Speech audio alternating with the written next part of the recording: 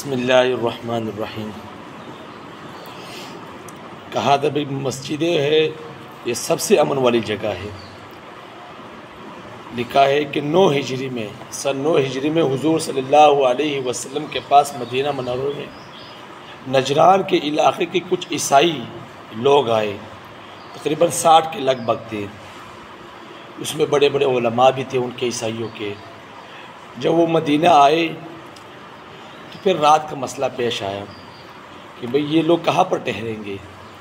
हुजूर सल्लल्लाहु अलैहि वसल्लम ने उनको फरमाया कि हम तो गरीब लोग हैं और ना हमारे पास इतनी बड़ी जगह है कि आपको एक ही जगह में ठहरा सके, क्योंकि आप 60 लोग हैं, हमारे पास तो इतनी बड़ी जगह नहीं है सिवाय मस्जिदों के।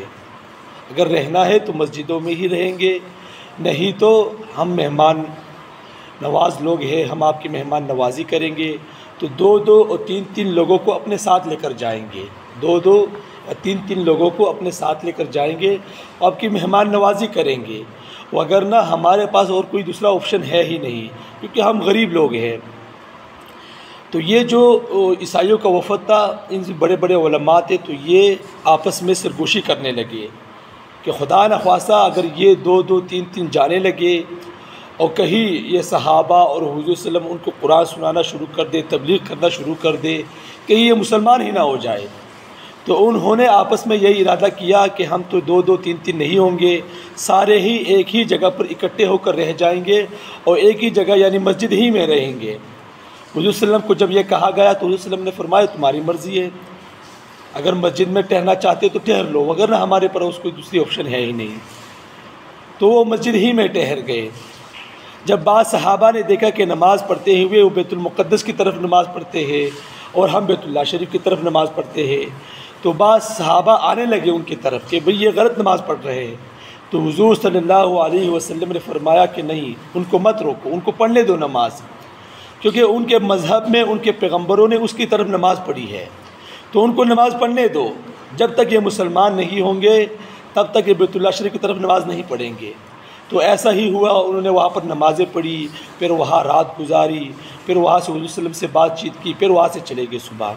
तो बताने का मकसद ये है कि मस्जिदें जो है ये सबसे अमन वाली जगह है।